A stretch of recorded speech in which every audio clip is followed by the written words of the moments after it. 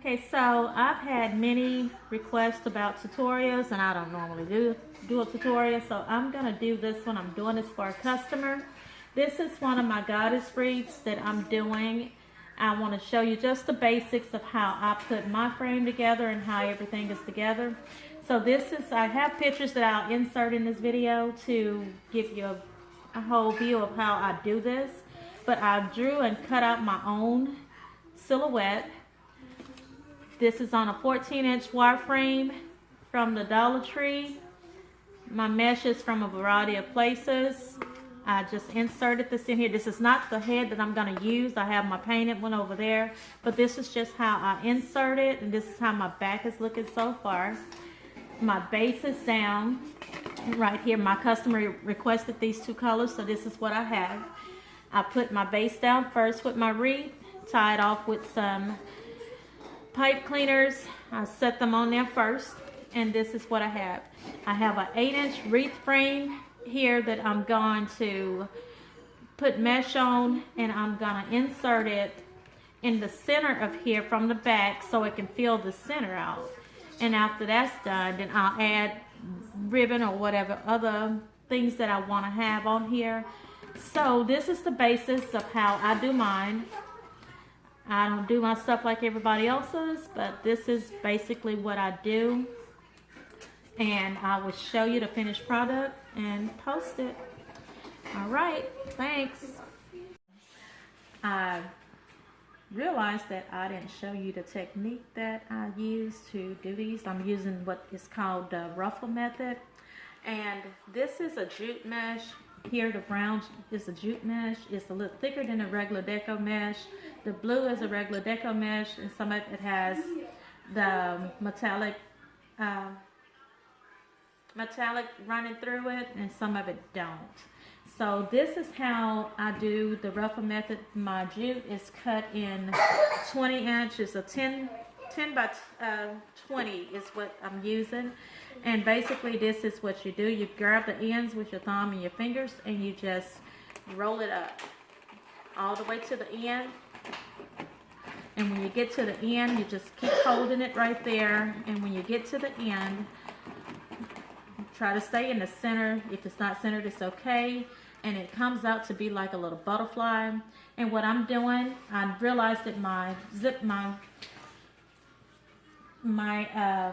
Chanel stems were too short. I cut them halfway to put the blue on here, but I had to add some more to make them longer to hold this jute. So what I'm doing is basically just laying my brown on top of one of the blues, like so. Push it down and give your Chanel stem, you hold it down and twist it. I'm going to add ribbon to mine, so I'm only twisting it 2 times. You can go back and fluff after it's over. After you complete your wreath, you can go back and fluff. The more you mess with mesh, the more it's going to ravel. So you can take your scissors and trim as you go, or you can wait till afterwards. When I'm done, I'm going to spray my mesh before I add the ribbon with some Mod Podge acrylic sealer, or I'm going to use some E6000.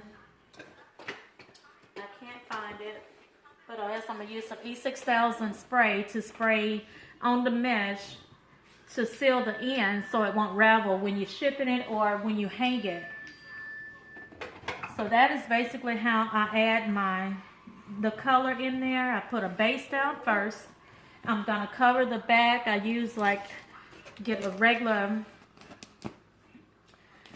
plate mat, and I'm going to put it over the back to cover the back like so with some zip ties.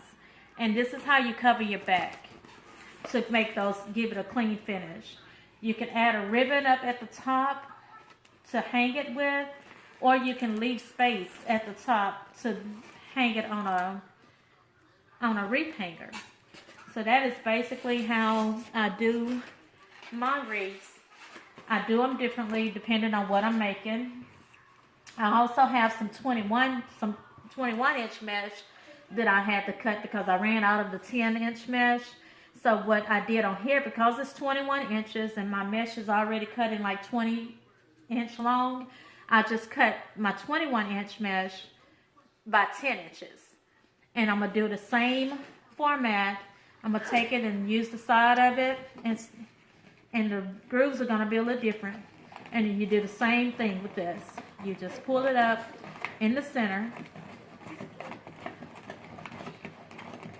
And it's still going to turn into a little butterfly. The edges are a little different, but the same method. You take it and you can get it and just add it on top of one of your pipe cleaners that you already have on there if they're long enough.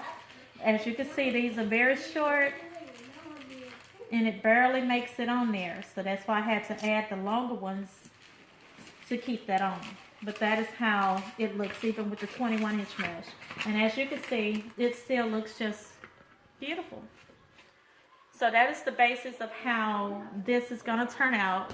As I said, when I finish this, I'm going to add the mesh to this.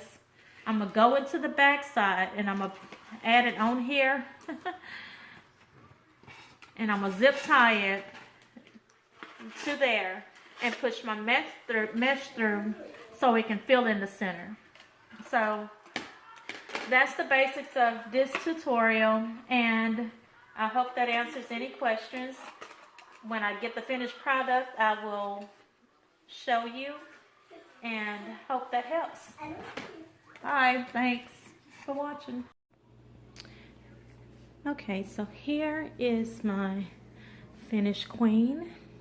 I made this for one of my customers, and I think she turned out really gorgeous. I'll go up a little closer so you can get a better view of how she looks. She is approximately 25 inches wide, which is perfect, and she's about 5 inches thick away from the door. But this is her. This is my other queen, and this is the colors that my customer requested, and so I think she's awesome. Very pretty. And I'll insert a picture of the back end, the clean finish on the back, where everyone can see how I did the back of this wreath. So thanks for watching. Okay, so this is my frame that I told you that I would insert, and if you have any questions about it, then I will just let me know and I'll answer the questions as they come. And these are some of the pictures of my finished work that are showing now, and I will add this finished product to it when I'm completed with it. Thank you for watching. Bye.